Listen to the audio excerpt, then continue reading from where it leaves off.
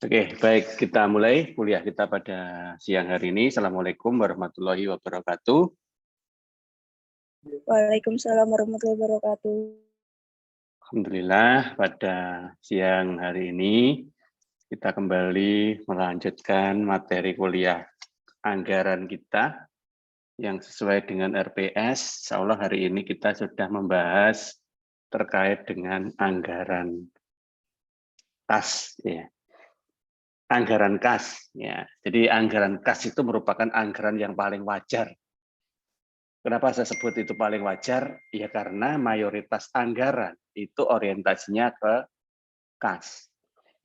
Nah, oleh karena itulah maka anggaran kas adalah anggaran yang paling sering digunakan untuk semua lembaga yang memang membuat anggaran. Dalam posisi kita belajar anggaran ini, saya belum menceritakan atau belum menjelaskan terkait dengan bentuk anggaran. Ya. Seringkali ketika kita kuliah, kita bicara terkait dengan konteks perhitungan dari anggaran tersebut, kemudian metode yang dipakai, sama contoh ketika kita mencoba untuk melakukan perhitungan. Karena apa? Karena memang kalau hanya bentuk itu adalah sesuatu yang paling gampang, gitu ya. Karena anggaran itu bentuknya ya gitu-gitu aja. Ya, yang jelas hanya ada anggaran pendapatan sama anggaran belanja, sudah, itu tak disejar nanti. Selesai. Jadi memang sesuatu yang tidak perlu dipelajari kalau menurut saya. Karena dengan melihat sekali aja bikin seperti itu bisa. Tapi yang perlu dipelajari adalah beberapa teknis hitung yang digunakan manakala kita memunculkan angka-angka yang nanti masuk ke dalam elemen perhitungan anggaran. Oleh karena itulah dari awal kemarin kita sudah mencoba memberikan penjelasan terkait dengan dasar-dasar hitungnya, terus kemudian cara-cara menghitungnya, termasuk juga komponen-komponen yang nanti perlu dihitung atau disampaikan. Ya, jadi itu yang memang paling utama, walaupun nanti tidak semua unit organisasi yang berusaha menyusun anggaran itu pasti membutuhkan metode hitung itu. Ya, enggak semua. Karena anggaran itu sangat customized sekali. Saya sebut customized karena memang anggaran itu merupakan representasi dari program kerja masing-masing organisasi. Namanya organisasi tentunya kan memiliki orientasi yang berbeda-beda. Kemudian juga memiliki style yang berbeda juga. Oleh karena itulah maka nanti dalam menyusun anggarannya itu juga beda-beda. Nah, yang kita pelajari ini ya memang beberapa hal yang mungkin saja nanti dibutuhkan. Ya, walaupun tadi tidak semua memang dibutuhkan di satu unit organisasi. Tetapi ada yang mungkin membutuhkan cara seperti itu, ada yang enggak. Contohnya misalkan ketika kita menghitung anggaran pendapatan untuk penjualan. Kita hitung mulai dari proyeksinya, proyeksi barang yang terjual. Nah, ya kalau penjualannya itu barang, ya. Nanti kalau yang menganggarkan itu adalah sebuah organisasi jasa, ya itu lain lagi, ya. Organisasi nirlaba semakin beda lagi. Nah, oleh karena itulah maka nanti customize-nya ada di situ. Juga termasuk untuk belanja. Kayak kemarin kita bicara BOP, biaya overhead. Apakah semua organisasi punya overhead? Enggak. Nah, jadi yang memang membutuhkan overhead hanya yang organisasi-organisasi sektor produksi, yang memang di situ ada overhead. Sehingga kalau yang kayak dagang, jasa nggak ada overhead, maka tidak perlu. Nah, namun bukan berarti kemudian kalau tidak perlu itu tidak dipelajari. Karena kita tidak tahu perlu atau tidaknya itu kan belum saat ini kita bisa mengatakan. Tetapi nanti manakala kita sudah masuk ke dalam sebuah pekerjaan yang real, gitu ya. Nah, nanti kalau pekerjaannya udah jelas, maka kita baru bisa mengatakan, oh di tempat saya nggak ada, ya di tempat saya ada. Nah, seperti itu. Nah, Kita coba mulai dari slide-nya dulu, karena di sini nanti ada 2 file yang tadi saya sampaikan ini. Untuk slide ini ya hanya penjelasan-penjelasan sederhana aja terkait dengan definisi dan pengertian. Sedangkan nanti untuk contoh kita buka di file satunya di Word gitu ya. Nanti kita coba lihat case-nya dan cara mengerjakannya. Yang jelas untuk mengerjakannya nanti ya mirip dengan itu akuntansi kas sama akuntansi piutang ya, mirip seperti itu. Oke, kalau kita bicara kas sekarang, sepertinya saya juga tidak perlu ya terlalu detail mengatakan ini, karena siapapun sudah tertahu itu apa itu kas ya. Yang setidaknya kita refresh lah. Kas itu adalah aset yang paling liquid, karena kalau di dalam aktiva lancar, kas itu kan di paling atas itu posisinya. Artinya dia berbentuk uang. Nah, kas itu nanti dipakai untuk melihat tingkat likuiditas yang paling utama. Ya selain aktiva lancar secara umum ya. Karena kalau yang lihatnya adalah current ratio, mungkin ya total aktiva lancar. Kalau quick ratio nanti dikurangi persediaan. Tetapi kalau lihatnya itu cash ratio, berarti benar hanya kas saja yang dipakai untuk melihat tingkat likuiditasnya, sehingga kas itu nanti langsung berhubungan dengan mampu atau tidak dalam melakukan pembayaran kewajiban jangka pendek atau utang lancarnya. Nah, sehingga di sini nanti kita bisa katakan kas sangat menentukan keberhasilan sebuah unit usaha dalam mengelola dana yang ada di dalamnya. Ya, sehingga efektivitas ataupun tidak efektifnya penggunaan anggaran itu bisa dilihat dari bagaimana likuiditas itu bisa dihitung. Nah, oleh karena itulah maka ada 2 jenis kas yang nanti bisa dipakai, yaitu kas berupa uang kartal dan kas yang berlaku uang giral. Ya. Kartal jelas fisik, fisik artinya terkendala atau dibatasi oleh sebuah bentuk dan pengakuan. Ya, bentuk itu berarti kalau fisiknya kertas ya melihat jenis kertasnya seperti apa yang masih dianggap layak untuk diedarkan. Kalau pengakuan berarti nilainya. Nah, nilai itu kan masing-masing negara tidak sama karena punya mata uang sendiri-sendiri. Nah, masing-masing nanti sangat membatasi kalau kita bicara tentang uang kartal. Namun saat ini karena transaksional itu sudah lebih banyak bersifat digital, maka uangnya juga kita digitalisasi pakai uang giral. Nah, jadi uang giral merupakan uang yang ya uang sih, cuman tidak berbentuk fisik, gitu ya. Bisa saja dia itu hanya berupa angka-angka yang ada di tabungan bank. Ya.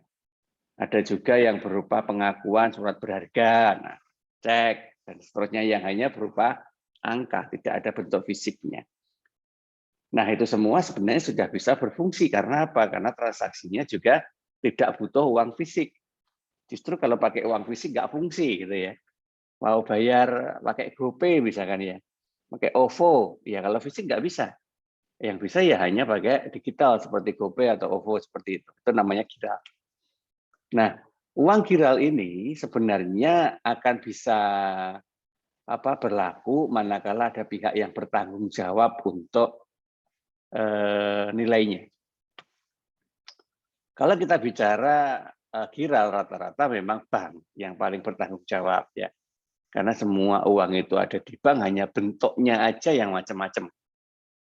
Nah, sehingga basicnya itu tetap berasal dari simpanan atau giro. Ya, walaupun kalau kita bicara simpanan itu tidak lagi kita seperti zaman masih menggunakan buku tabungan ya. Tidak selalu seperti itu, ya itu masih berlaku, tapi yang lain juga banyak. Kita nyimpan di aplikasi Dana misalkan ya. Ya, kita nyimpan di situ. Ya, itu nggak ada buku tabungannya. Dan itu tidak melewati sebuah bank. Ada pihak pengembang yang lain yang bertanggung jawab mengelola itu. Nah, tapi itu bisa berfungsi untuk transaksi ya, sesuai dengan batas transaksi yang diizinkan dengan aplikasi tersebut. Yang jelas itu bisa diakui sebagai uang. Nah, oleh karena itulah maka uang itu harus kita rencanakan bagaimana perolehannya dan bagaimana penggunaannya supaya mampu untuk kita gunakan seperti tadi. Nah, supaya nanti kita mampu untuk mengendalikan, maka kita menyusun perencanaan dalam bentuk anggaran. Jadi pada prinsipnya yang namanya anggaran itu sebenarnya adalah perencanaan terkait dengan sumber dan penggunaan uang. Ya, di mana anggaran itu nanti akan menunjukkan berapa besarnya jumlah kas masuk yang kita akui sebagai pendapatan dan berapa jumlah kas keluar yang kita belanjakan yang kita akui sebagai biaya. Sehingga di situ nanti akan kelihatan saldonya berapa. Karena bisa jadi pakai metode saldo berimbang ya. Kalau pakai metode saldo berimbang berarti kita harus mampu menciptakan saldo nol. Tidak boleh ada saldo, nggak sisa. Karena berimbang. Artinya antara yang diperoleh dengan yang digunakan itu harus sama. Atau bisa juga defisit, ya. Kalau kebalikannya ya, lebih banyak yang keluar timbangannya yang dapat. Nah, tapi apapun itu tetap tergantung dari keinginan kita untuk memposisikannya itu. Nah, harusnya kita mempunyai dasar dong untuk menyusun hal-hal seperti itu. Iya, karena ada beberapa tujuan yang pasti ya, yang pasti itu akan dilakukan ketika kita membuat sebuah anggaran kas. Yang pertama, misalkan kita pengen tahu akhir periode itu saja nih kita saldo enggak sih? Kemudian kita tahu bagaimana penggunaannya, ada yang kurang atau enggak. Nah, kemudian kita juga bisa mensinkronisasi antara nilai kas itu dengan nilai laporan keuangan yang lain, misalkan aset tidak lancar, hutang, modal, beban, pendapatan, dan seterusnya. Nah, kita sinkronisasi, karena kas itu benar-benar uang tunainya. Mengetahui yang masuk dan yang keluar. Mengetahui kapan, kalau misalkan itu nanti dialihkan menjadi sebuah hutang piutang ya. Kalau misalkan itu bersumber dari hutang, kita harus tahu kapan itu nanti diangsur untuk pembayarannya. Kemudian nanti kita tahu bagaimana prediksi untuk penggunaan kas di periode yang akan datang.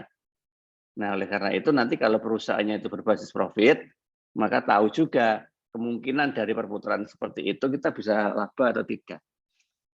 Nah, ini semua sebenarnya merupakan sebuah tujuan akhir dari program kerja yang dilakukan oleh semua orang di dalam sebuah unit usaha. Ya, mereka melakukan itu semua.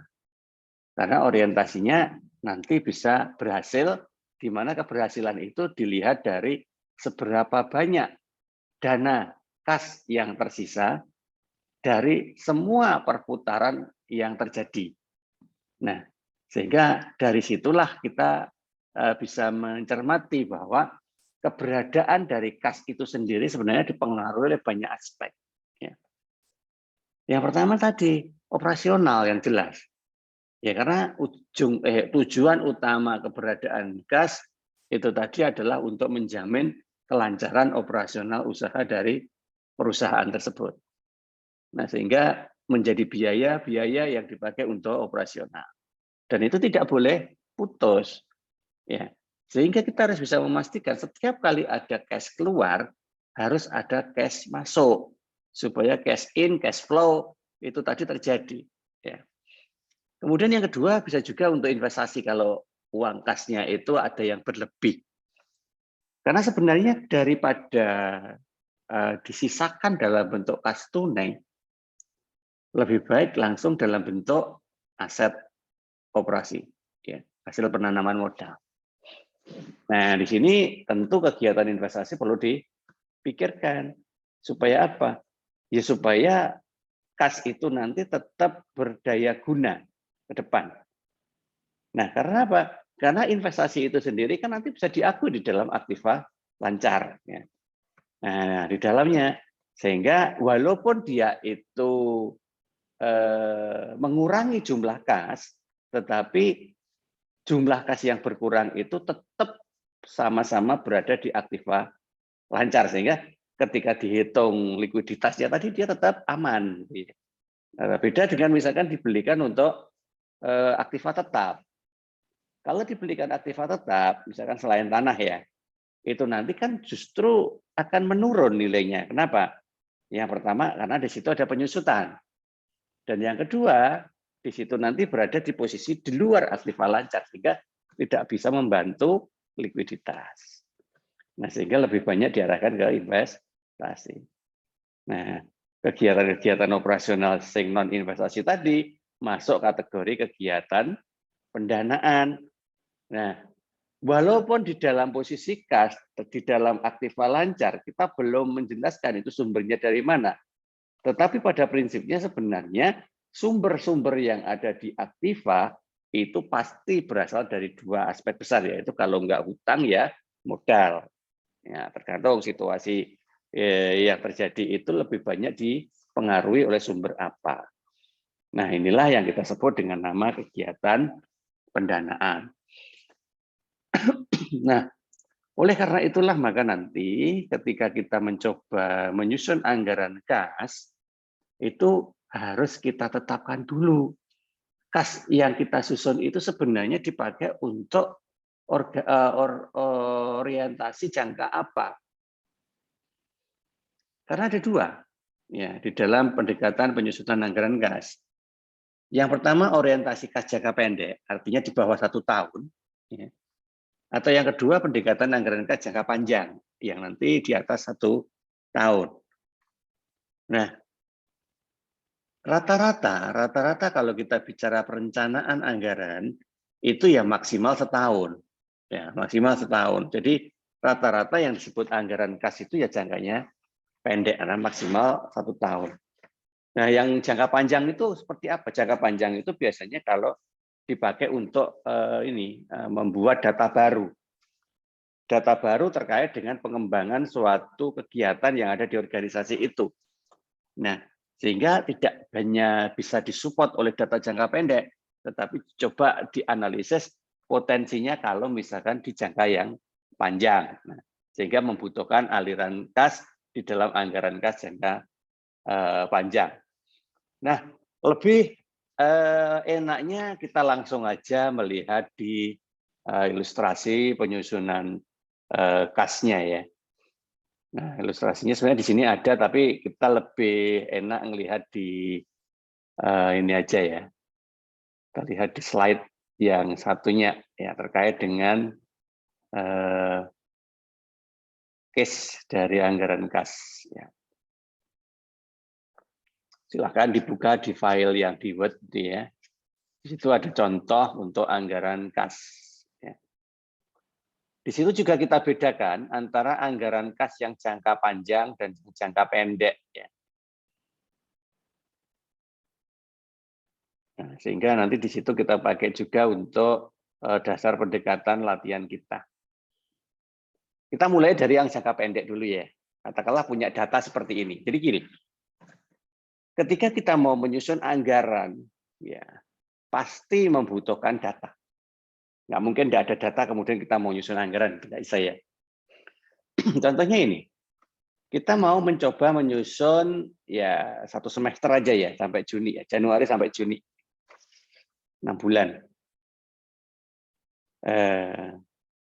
Dengan saldo kas awal seperti ini. Nah, jadi ini yang saya sebut data tadi. Salah satu dari data yang nanti dibutuhkan adalah saldo awal kas. Katakanlah datanya seperti itu, Januari, Februari sampai dengan Juni memiliki saldo awal kas seperti itu. Nah, ingat ya, ini kita dalam posisi merencanakan loh ya, tidak sedang mencatat loh.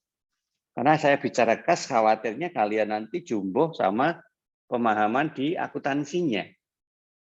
Kalau di akuntansi kita bicara kas, itu artinya memang kita sedang mencatat transaksi yang sudah terjadi. Tetapi karena di sini kita bicara anggaran, maka kita membuat sebuah perencanaan angka. Gitu. Perencanaan angka. Nah, makanya nanti kita harus bisa membedain mana angka itu yang sebenarnya berasal dari data real, dan manakah angka-angka itu yang sebenarnya hanya angka hasil perkiraan saja. supaya tidak salah untuk ini ya, untuk memahaminya. Sekarang kita coba lihat ini saldo kas awal. Ya. Kita mau menyusun anggaran kas selama 1 semester, artinya Januari sampai Juni. Nah, kemudian kalau saldo kas awal seperti ini, itu asli atau perkiraan? Nah, pertanyaannya kan begitu. Yang jelas, karena ini belum terjadi, maka semua data ini adalah hasil perkiraan. Ya, dalam kondisi realnya ya, hanya dalam posisi perencanaan saja. Nanti direncanakan Januari punya saldo awal sekian, Februari, Maret. Loh Pak, kalau seandainya nanti dalam pelaksanaannya itu kemudian tidak terrealisasi gimana? Ya berarti hasil hitung di awal ini ada yang perlu di-adjustment, perlu disesuaikan. Namanya juga anggaran ya. Maka anggaran itu pasti ada perbedaan dengan realisasi. Itu pasti. Tapi ya diusahakan perbedaannya itu tidak terlalu jauh gitu ya, karena anggaran itu kan dipakai juga untuk mengukur tingkat keberhasilan. Nah, sehingga misalkan kita menetapkan saldo awal seperti ini juga saldo awal yang realistis. Nah, untuk bisa mengatakan realistis datanya dari mana? Ya berasal dari data tahun sebelumnya. Itu bisa kita pakai sebagai asumsi. Kemudian kita adjustment sesuai dengan potensi yang ada pada tahun ini, sehingga nanti prediksinya akan memunculkan saldo awal seperti itu. Kemudian ada juga data berikutnya, yaitu rencana penjualan 1 semester ke depan. Ya. Unit yang dijual, harga jual per unit, katakanlah tidak ada kenaikan, dan ketemulah volume penjualannya. Nah, itu data yang kedua. Nah, kemudian ada data berikutnya yang berupa informasi. Sejak beroperasi, perusahaan selain menjual tunai juga menjual kredit dengan komposisi sebagai berikut. Nah, ini informasinya ya, nanti dipakai untuk nyusun anggaran. 60% dari total penjualan adalah tunai, berarti yang 40% adalah kredit. Ya. Kemudian untuk yang penjualan tunai, ada potongan harga sebesar 10%. Nah, jadi yang beli-beli tunai itu dapat potongan harga 10%. Sedangkan untuk penjualan kredit, manajemen memberlakukan ketentuan piutang, yaitu 5/10 N per 60 ya. Kalau pernah ikut manajemen keuangan sama saya, mestinya paham ini, masih ingat ini. Ini adalah syarat piutangnya, 5/60 ya. Oke, dari penjualan kredit diperkirakan sebesar 60% akan memanfaatkan potongan, ya. Sedangkan sisanya itu tidak memanfaatkan potongan. Nah, dari yang memanfaatkan potongan, ya 50%-nya membayar pada bulan transaksi dan sisanya membayar di bulan berikutnya. Itu kalau misalkan pembayarannya langsung di bulan yang sama dengan transaksinya. Ya, katakanlah tadi 5/10. Ya. Katakanlah 10-nya itu adalah hari, katakanlah gitu ya. Jadi kalau ada yang melakukan pembayaran maksimal 10 hari sejak tanggal transaksi, maka dia dapat potongan 5%. Ya. 5/10 itu seperti itu. Di mana jumlah waktu untuk angsurannya adalah 60 hari, N per 60. Ya. Nah, sehingga dari totalnya tadi 60% pakai potongan, nah kemudian sisanya enggak. Ya.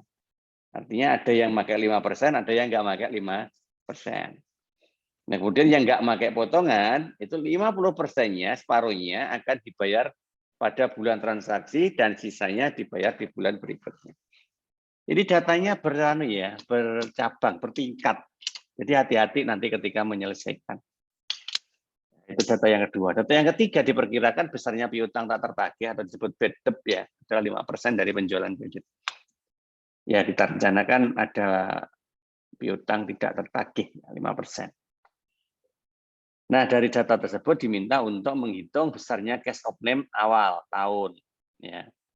Di mana di sini diketahui cash of name awal tahunnya adalah 10 juta.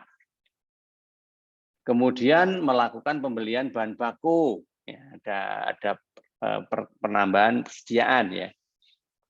Yang akan dibayar 30% tunai, 70% kredit di bulan berikutnya. Ya, dengan pembelian seperti ini. Januari sampai Juni ada data pembelian bahan baku seperti itu. Tapi ketentuannya ini tadi ya. 30% dibayar tunai, 70% dihutang, itu kulaan tadi. Datanya itu. Kemudian diminta hutang jatuh tempo yang dibayarkan pada bulan Januari sebesar 2.500.000 dan Maret 1 juta, Juni 3 juta, itu data berikutnya. Nah, dari data itu diminta ini. Schedule pengumpulan piutang. Ya.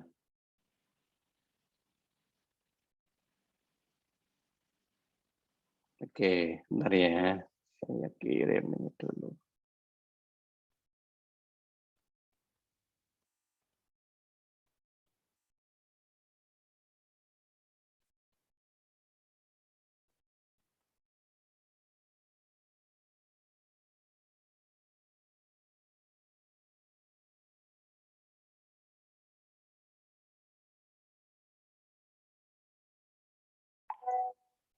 Oke.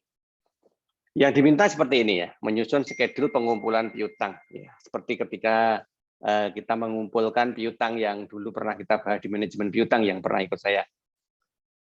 Kemudian schedule penerimaan kas untuk triwulan 1, ya, pengeluaran kas triwulan 1, ya, schedule kas sementara triwulan 1.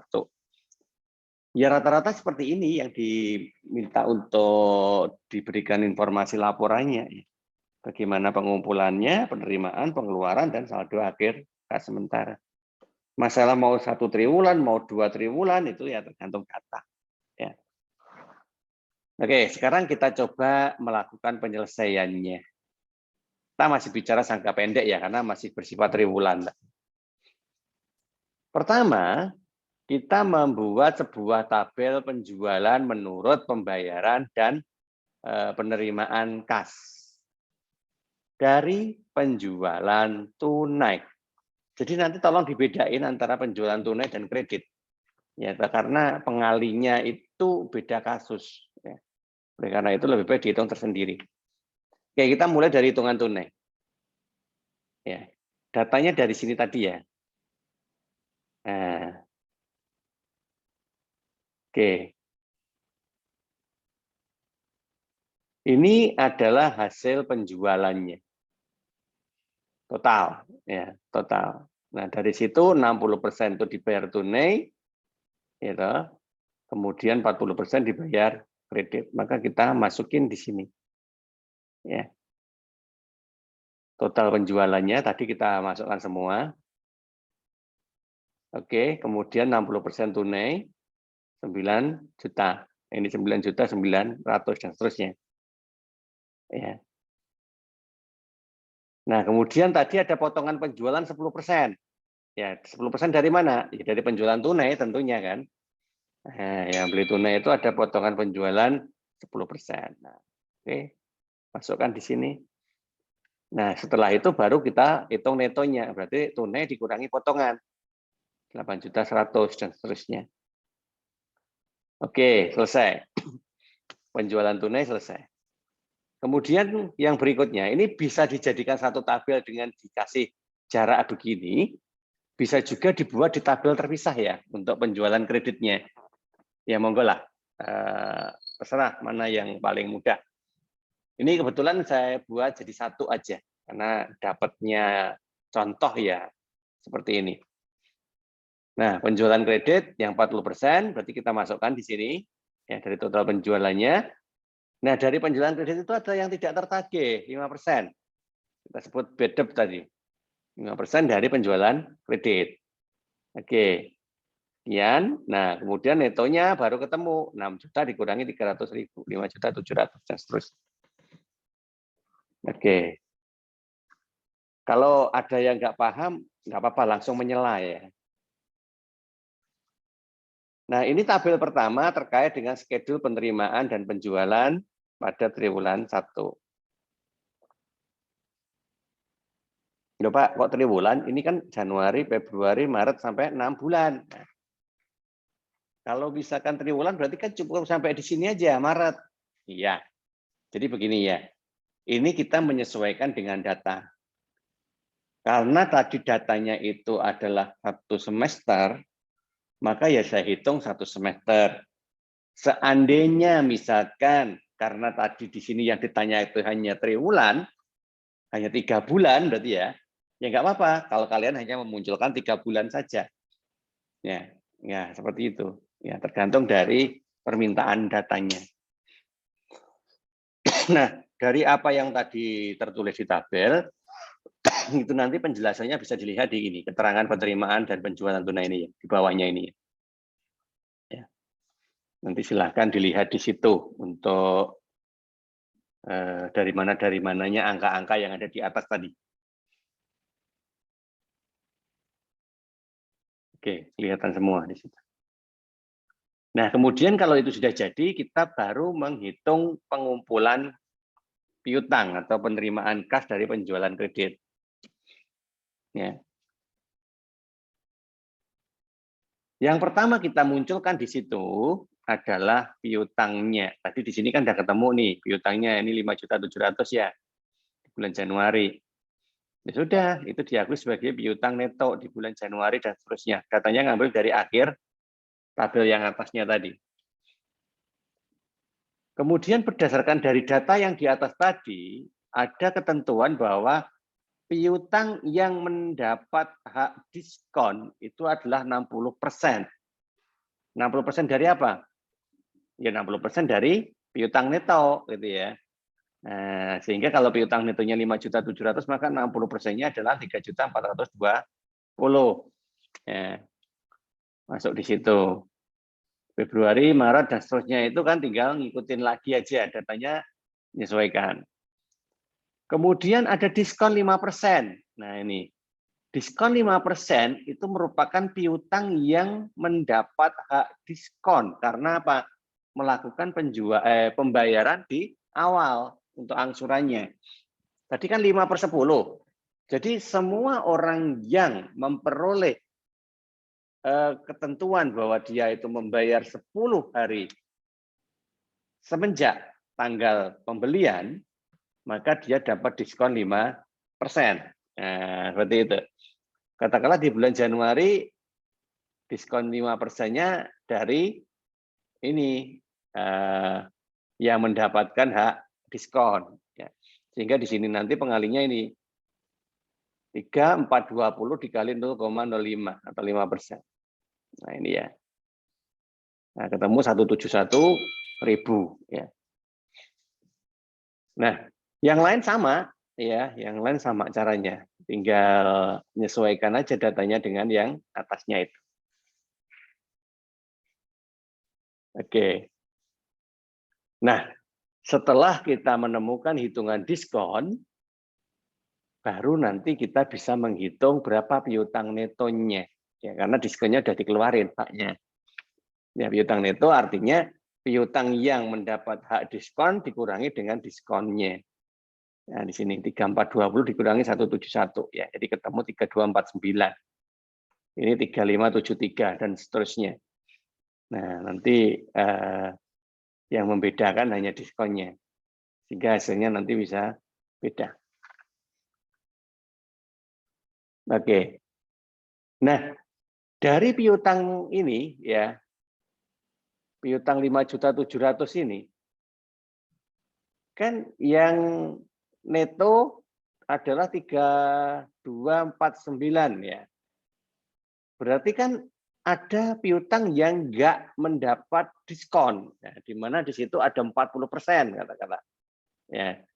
Maka di sini nanti piutang yang tidak mendapatkan diskon itu cara ngitungnya ini piutang neto dikalikan 4% tadi, ya, maka ketemu dengan cara 5.700.000 dikalikan 0,4 ya. Nah ini pengalinya sekarang piutang atas, piutang total 5.700.000. Kenapa? Nah, karena yang neto untuk yang mendapatkan hak diskon sudah dihitung tersendiri sehingga sisanya berarti yang tidak mendapatkan hak diskon. Nah, di sini berarti 40% kan dari 5.700.000 sekian berarti hasilnya. Oke. Nah, udah masuk di sini. Yang tidak mendapatkan hak diskon. Ya, piutang tidak mendapatkan diskon dilunasi. Ya, di mana pelunasannya adalah separuh, 50%. Nah, jadi ada 2 kali pelunasan ya. Jadi piutang Januari itu dilunasi di Januari dan Februari. Februari dan Maret. Maret di Maret dan April dan seterusnya. Tapi separuh-separuh bagi 2. Nah, maka hitungannya ada di sini. Nah, oke. Nah, sehingga ketemulah total pelunasannya. Satu, pelunasannya adalah di bulan ini 1, separuhnya lagi di bulan depan. Ya, maka di sini ada yang kosong. Ya, karena Januari itu hanya sekali bayarnya. Nah, kalau memang sudah ya masuk semua, baru ngitung total pengumpulan piutang. Piutang neto ditambah piutang tidak diskon. Nah, 3249, karena 3249, nah ini piutang neto ditambah dengan yang 1140. Ya. Nah, maka ketemu 4389. Nah, kalau yang ini, Pak, ya ini tambah 2 kali. Tambah 1254 sama 1140. Ya. Oke, dah dihitung sendiri aja nanti. Maka di situ sudah ketemu berapa total pengumpulan piutangnya. Ya, kalau lupa nanti baca lagi. Dapat angka-angkanya itu dari mana, dari situ. Ya. Itu yang step kedua, yaitu menghitung yang kredit. Kemudian yang ketiga, kita menghitung anggaran penerimaan kas. Nah, ini. Anggaran penerimaan kas. Dari mana kita menghitungnya? Yang pertama jelas dari sumber penerimaannya. Mulai Januari sampai dengan bulan Juni. Dari mana sumbernya? Ya dari penjualan. Karena kita tadi kan organisasinya penjualan. Penjualan tunai neto. Mana penjualan tunai neto? Nah ini. Oke ya. Nah, nanti pengeluarannya ini untuk pembelian bahan baku. Nah, datanya ada di atas semua. Nah, sehingga nanti kita tinggal mengalihkan aja data itu ke bawah. Nah, ini. Yang pertama, sumber penerimaan kas. Dari mana? Dari penjualan tunai neto. Kemudian dari piutang. Nah, berarti totalnya ketemu di jumlah. Oke ya. Nah, ini datanya dari atasnya tadi nanti bisa dicari. Kalau paling gampang itu seperti ini, itu kalian cetak ya, kalian print. Nah, kemudian karena ini kita berhubungan dengan asalnya angka, lebih baik kalian kasih garis. Tarik garis, angka itu dari mana atasnya, begitu ya. Nah, terus di sini kan nggak ada jumlah kurangnya, nggak ada. Tinggal kalian tambahin lagi aja. Oh, berarti jumlah itu adalah penjualan tunai neto ditambah dengan piutang. Nah, begitu. Tambahkan. Diorek-orek. Itu lebih gampang nanti kalau untuk belajar. Ya. Hanya melihat 1 bulan aja di Januari, karena bulan Februari dan seterusnya itu kan sama polanya. Ketemu penerimaannya. Kemudian kalau keterima penerimaannya, yang hitung pengeluarannya. Ya, pengeluarannya kita buat tabel lagi. Ya. Dipakai untuk apa tadi? Pembelian bahan baku. Oke, masukin. Yang tunai masukin, yang kredit masukin. Bayar hutang masukin. Ya. Sehingga nanti di sini ketemu hasilnya. Berarti berapa jumlahnya? Ya kalau untuk pembelian bahan baku tunai ditambah dengan pembayaran hutang ketemu 4 juta. Yang ini juga begitu, dijumlahkan ke bawah. Nah, sehingga jumlah yang ada di sini itu adalah jumlah anggaran pengeluaran kas. Ya, hanya itu. Ya, karena data yang tersedia hanya itu. Kalau dalam kondisi real ya banyak gitu ya. Banyak. Ya, nanti kalau lupa ya tinggal baca lagi yang ada di penjelasan bawahnya, wes. Sudah dikasih penjelasan ya, jadi nggak boleh bingung. Nah, yang terakhir kita susun anggaran kasnya. Nah, dari 5 step tadi kan yang terakhir kita susun anggaran kas. Januari sampai Juni. Kita masukkan saldo awalnya dulu, sekian.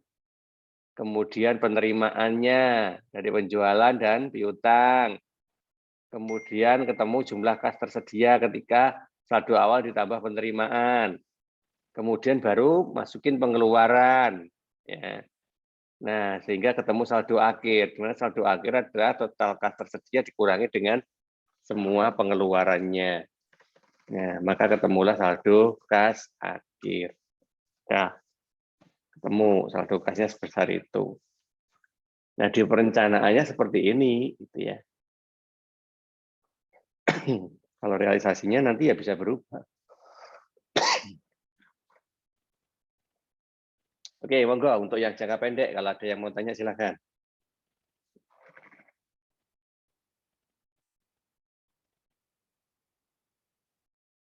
Kalau lupa nanti baca di sini ya. Udah di sini. Kalau nggak ada yang tanya, ya lanjut ke yang jangka panjang. Pada prinsipnya yang jangka panjang itu jarang digunakan. Ya. Karena jangka pendek aja kadang ya deviasinya masih lumayan ya kalau banyak asumsi yang berubah. Apalagi jangka panjang. Ya. Oke, ini tahunnya asal aja ya. Ya. Mari merencanakan menambah kapasitas produksinya. Ya. Manajemen menyusun perencanaan untuk 5 tahun. Nah, ini karena jangka panjang maka nyusun 5 tahun. Data yang dikumpulkan seperti ini. Ya. Penjualan tahun 2016. Jadi 16 sampai 20 itu asumsinya belum terjadi ya, masih 4 tahun yang akan datang. Ya. 4 tahun yang akan datang. Penjualan 2016 800 juta, diharapkan meningkat terus sebesar 40 juta sampai dengan 2020. Ya, seperti itu, asumsi-asumsi kasar aja. Perkiraan biaya variabelnya 40% dari penjualan. Biaya tetapnya untuk tahun 2016 itu 380 juta yang meningkat 10% sekali tiap tahun. Ya. 10% tiap tahun segitu. Depresiasi, amortisasi itu 30% dari 300 juta fixed cost. Saldo kas real 2016 70 juta, modal kerja non kas 150. Modal kerja ini akan meningkat pada proporsi yang sama dengan peningkatan penjualan. Pajaknya 30% dan mungkin ada sumber kas lain. Nah, kemudian datanya penjualan aktiva tidak terpakai per tahun sebesar itu. Menjual saham, ada utang jangka panjang. Nah, itu untuk sumber kas lainnya. Kemudian untuk kebutuhan kas, ya. Ada saldo sinking fund, ya. Pada awal 2016 itu 150 juta dan akan ditambah setiap tahun sebesar 50 juta. Pembayaran utang obligasi itu 600 juta. Ya, dan seterusnya ya, kalau nanti dibaca sendirilah. Nah, itu untuk kebutuhan kas. Nah, artinya apa? Artinya ketika kita mau menyusun anggaran kas jangka panjang, itu data yang dibutuhkan itu jauh beda dengan anggaran kas jangka pendek. Ya, jauh beda. Nah, karena bedanya yang jauh itulah akhirnya ketika kita menghitung kas jangka panjang itu sepertinya nggak ada sangkut pautnya dengan perhitungan jangka pendek. Nah, kalau begitu yang efektif mana? Kalau kita bicara yang efektif, itu yang paling efektif adalah yang jangkanya pendek. Ya, karena yang jangka panjang itu ya deviasi atau selisihnya itu bisa lebih tinggi daripada jangka pendek. Tapi bukan berarti kita nggak bisa ngitung, ya tetap aja bisa dihitung seperti itu ya. Jadi kalau secara hitungan, tetapi kan ini tidak pernah dilihat secara real. Sehingga bisa saja nanti deviasi hitung yang di kondisi real itu lebih kelihatan daripada yang ada di sini. Sebab karena di sini tidak pernah dibandingkan dengan kondisi real, maka deviasinya nggak nampak. Ya, nggak muncul di sini. Oke, just to know aja. Ya, tetap harus kita coba selesaikan ya hitungannya. Menyusun perkiraan laba rugi 5 tahun, menyusun anggaran kas jangka panjang. Oke. Oke, monggo silakan nanti melihatnya seperti ini. Ada beberapa tahapan penyelesaian juga, sama dengan yang jangka pendek tadi. Yang pertama, kita menyusun perkiraan laba rugi 5 tahun yang akan datang. 16, 17, 18, 19, 20 ya. 5 tahun yang akan datang. Anggaplah kita masih di tahun 2015 ya.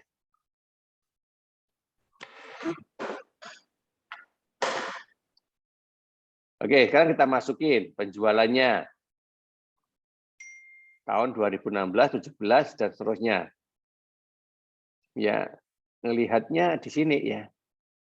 Ini kan 2016, 800 juta. Yang data lainnya ya ada peningkatan terus 40 juta gitu aja. Nanti ya di sini ya tambahin 40, ini tambah 40, 40, 40 begitu.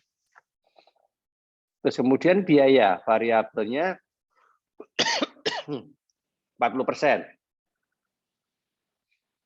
Nah, sebelum kita ngitung fix dan variabel, kita lihat dulu biaya keseluruhannya. Ya. Oke, sekian. Atau tergantung yang ada di data. Tergantung yang ada di data. Di data hanya dikatakan perkiraan biaya variabel 40% dari penjualan. Jadi kita hitung tadi penjualannya udah ketemu, 40%-nya masuk ke variabel. Sedangkan biaya tetapnya untuk 16 adalah 360, kemudian berikutnya itu ada kenaikan 10%. Jadi begitu aja. Ya, jadi dilihat dari sini. Ya, fix-nya jelas, gitu. Variabelnya juga jelas. Baru kemudian keseluruhannya dijumlahkan. Ya, nggak apa-apa begitu. Jadi mana yang ada datanya? Bisa saja yang ada datanya adalah yang jumlah total, kemudian dibagi persentase begitu. Nah dari sini baru kita bisa temuin laba sebelum pajaknya berapa. 800 dikurangi 700, ketemu 100. Kemudian pajak pendapatannya 30% dari 100, berarti 30. Berarti labanya berapa ya? 100 kurangi 30, 70. Dan seterusnya sama. Nah ini sebuah data baru untuk perkiraan laba rugi tahunan. Ya, ini rumusnya adalah rumus laba rugi secara umum. Oke ya.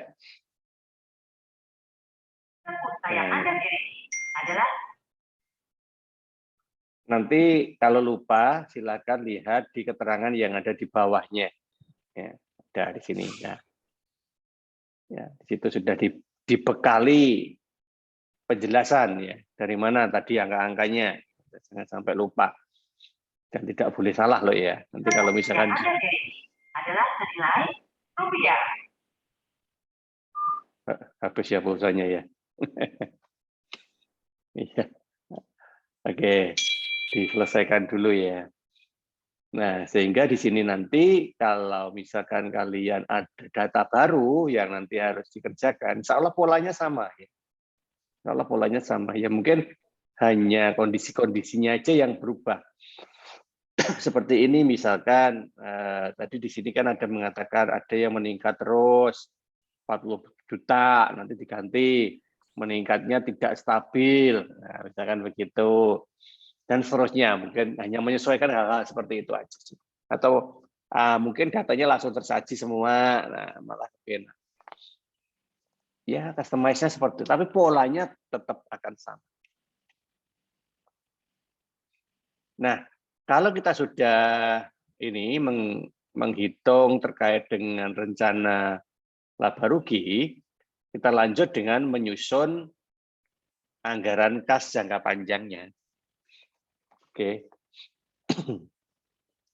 Kita mulai dengan saldo kas awal. Namanya awal berarti cuma di awal periode jangka panjang itu.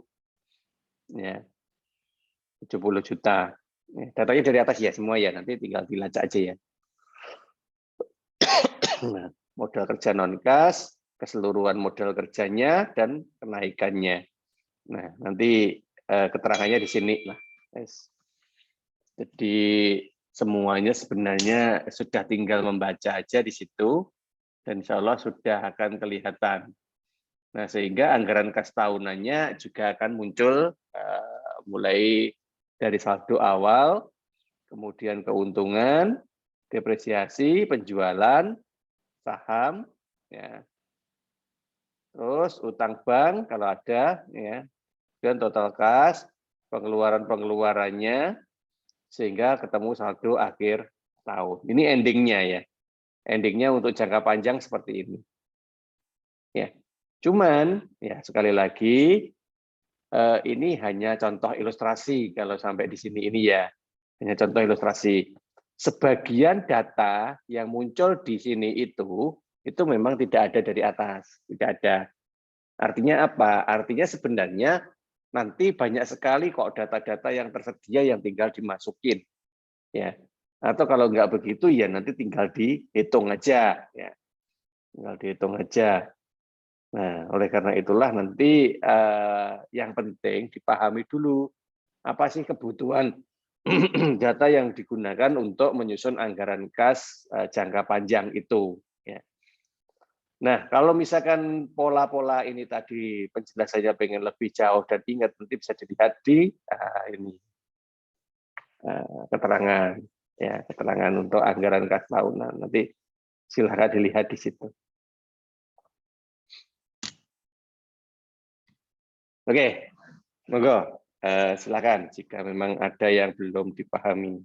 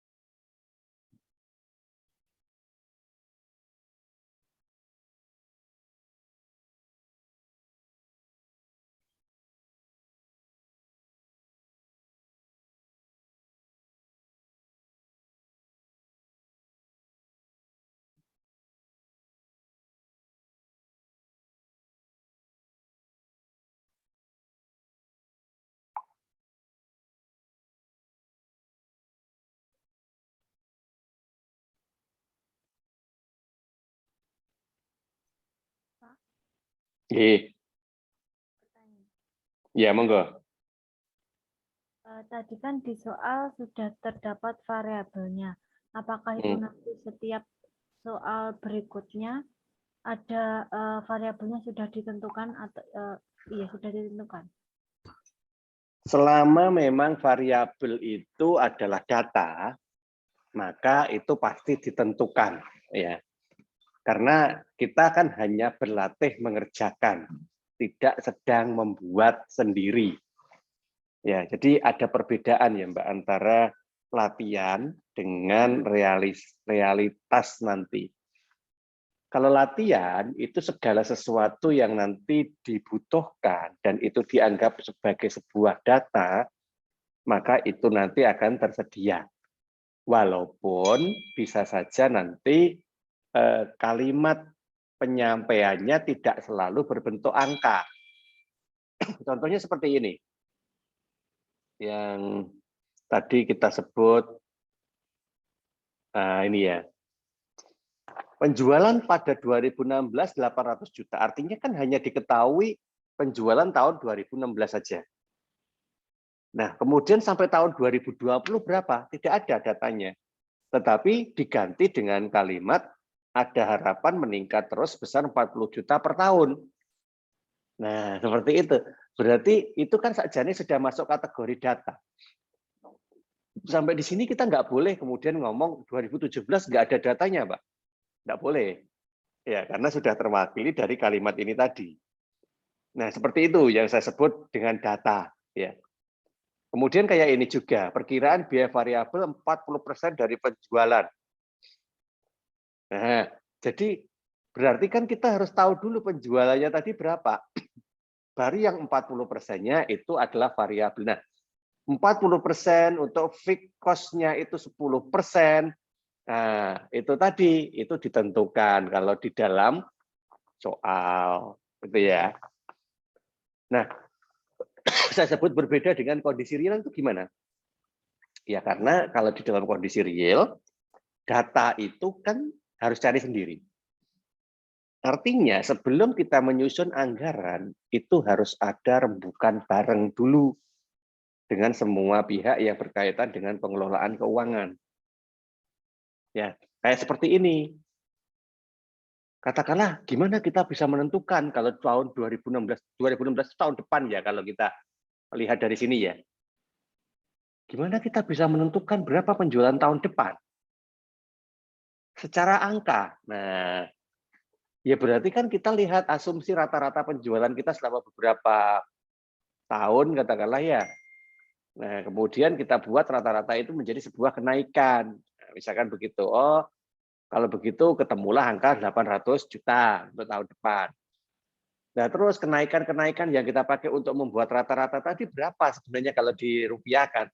Oh, rata-rata 40 juta. Oke, kalau gitu 40 juta kita pakai juga untuk meningkatkan 2016 sampai 2020. Ya, selama 4 tahun insya Allah kan peningkatan 40 juta Fed itu tidak terlalu berubah ya. Misal begitu. Depresiasi, amortisasi, nah itu ditentukan. Nah, kalau dalam kondisi real gimana? Ya kita lihat metode kita pakai apa metode depresiasinya. Oh, garis lurus itu sampai pengurangannya berapa persen. Nah, itu yang kita pakai. Ya, seperti itulah.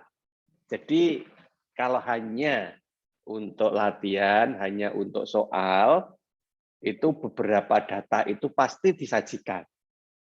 Pasti disajikan. Ya. Tapi kalau untuk kondisi real, namanya kondisi real itu berarti kan kita sudah selesai berlatih ya. Kita sudah paham.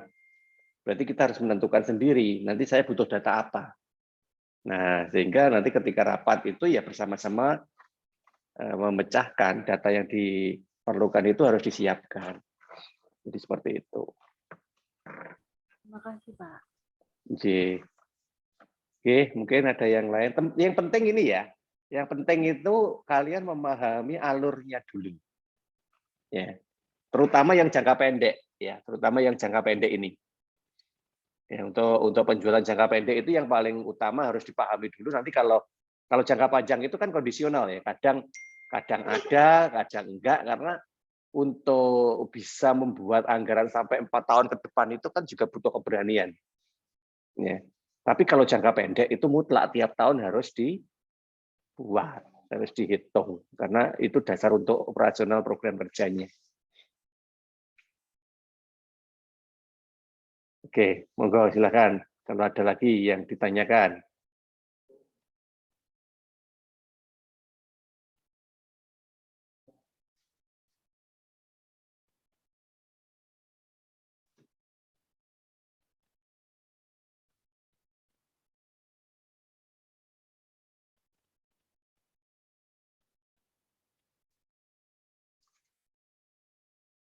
Masih banyak yang hadir di sini. Monggo silakan kalau ada yang mau bertanya.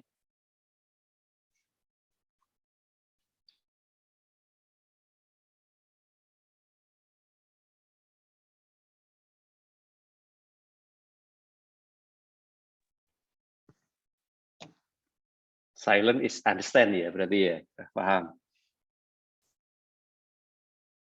Jangan lupa absensinya diisi ya.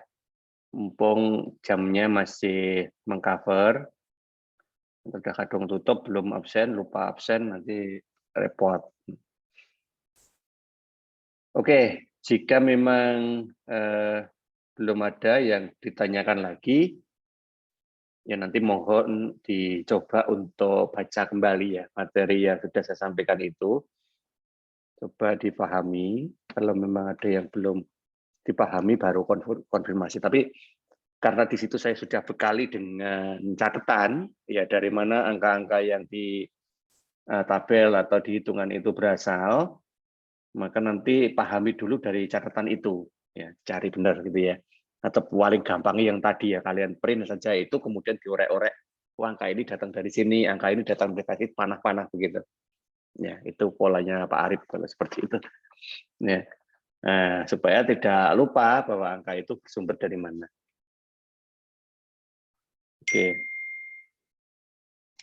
Oke, mungkin begitu yang bisa kita bahas. Jika memang belum ada yang ditanyakan, nanti monggo tanyakan kalau sudah ingat saja. Ya. Insya Allah kita ketemu kembali untuk meneruskan pembahasan kuliah anggaran kita minggu depan. Kita selesaikan sampai dengan UAS. Insya Allah UAS juga tidak lama lagi. Ya, waktu itu jalan terusnya. Cepat banget rasanya gitu. Ini habis UTS. Kayaknya. Bentar lagi udah mau UAS. Ini aja udah pertemuan ke-8. Besok 9, 10, 11, 12 UAS. Ya itulah waktu. Ya. Dia karena tahu waktunya seperti itu, maka ya kita maksimalkanlah penggunaan waktunya. Oke, mungkin begitu yang bisa kita pahami hari ini. Semoga bermanfaat. Insya Allah kita lanjut untuk pertemuan berikutnya di minggu yang akan datang. Saya akhiri dulu. Assalamualaikum warahmatullahi wabarakatuh.